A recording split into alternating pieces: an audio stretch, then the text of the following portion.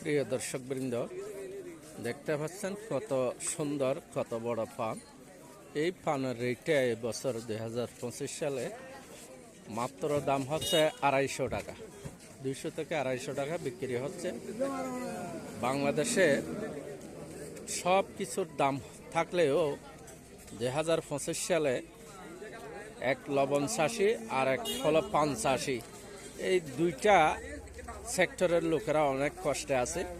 দেখেন মহেশখালীর অনেক বড় পান এবং মিষ্টি পান, যেটা বাংলাদেশের মধ্যে বিখ্যাত। এই পান এত সুন্দর করে হয়েছে, কিন্তু সেভাবে দাম পাচ্ছে না।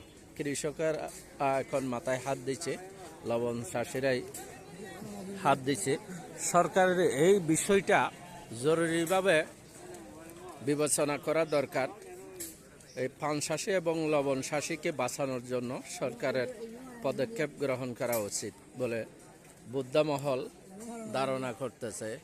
এই যে দেখতে পাচ্ছেন কত সুন্দর, কত বড় পান। দেখেন এক কিলিতে, একটা পানে এক কিলিতে অনেক, মুখে দিলে অনেক বড় হয়ে যায়।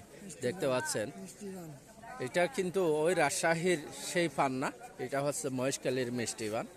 রাজশাহীর যে পান আছে ঝাল পান, সেই ঝাল পান যত বড়, এর চেয়েও মহেশখালীর মিষ্টি পান অনেক বড় দেখা যাচ্ছে। ধন্যবাদ প্রিয় দর্শকবৃন্দ। সরকার দৃষ্টি আকর্ষণ করার জন্য সবাই সোচ্চার হন, লবণ চাষি এবং পান চাষিকে বাঁচান।